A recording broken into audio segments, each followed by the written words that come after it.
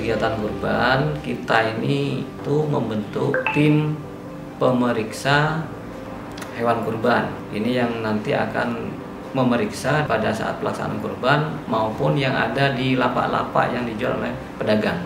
Kita juga mengeluarkan surat keterangan sehat hewan kurban. Bisa daftar di link-link yang kita sediakan untuk mempermudah masyarakat mendaftarkan ternaknya. Pemeriksaannya nanti sebelum dipotong itu juga diperiksa oleh teman-teman, kemudian setelah dipotong itu juga diperiksa. Jadi pemeriksaan sebelum dilakukan penyembelihan, kemudian setelah disembelih nanti juga diperiksa, istilahnya AMPM ya, antemortem postmortem. Untuk AMPM itu bisa di lokasi-lokasi tempat pemotongan hewan sementara itu. Jadi nanti petugas kita ada jumlahnya 103 orang yang akan melakukan pemeriksaan di tempat-tempat itu untuk wilayah Kabupaten Lumajang.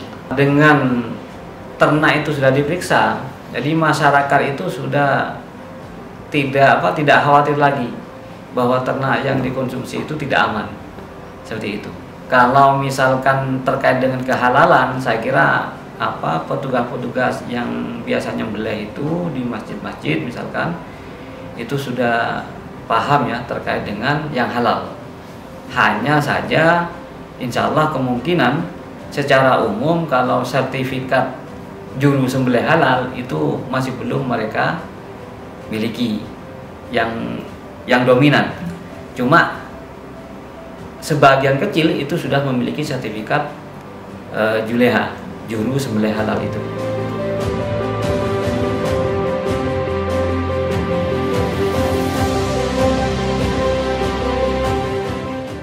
Persiapan kita di kandangnya dulu kita tata supaya orang datang ke sini konsumen itu tidak merasa tidak nyaman, jadi nyampe ke kandang itu nyaman.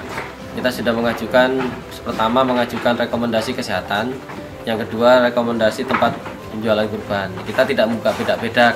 Kita khusus bukanya di sini karena sudah ada langganan. Kalau rekom kesehatan, insya Allah dijamin lah.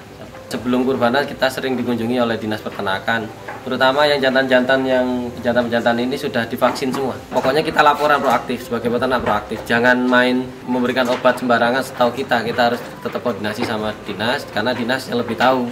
Nah kita koordinasi sekarang, nanti pun hari ini pun datang dokter hewannya seperti kembung atau apa penyakit yang lain itu kita koordinasi.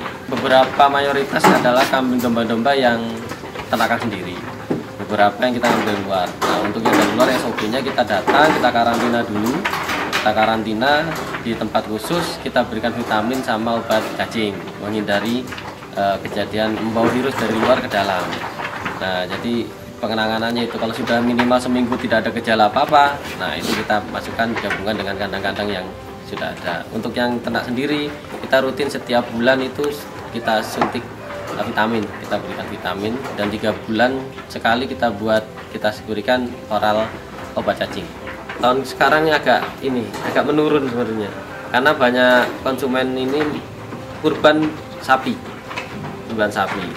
Jadi beralih ke sapi, dombanya kurang. Cuman insya Allah kita nyetok sekitar 100-an ekor, insya Allah habis lah. Biasanya setiap tahun kita tidak pernah sisa, pasti habis malah kurang ya. Strateginya kita kan punya kantor, punya admin, jadi kita lihat medsos saja. Jadi para pelanggan konsumen itu pertama bisa lihat medsos, semua medsos ada di TikTok, Facebook, Instagram semuanya, dan kita memang menjaga kualitas di pelangganan. Jadi kebanyakan dari kita itu konsumen yang sudah setiap tahunnya kurban. Biasanya ramenya itu hamin seminggu sampai hamin 1 hari.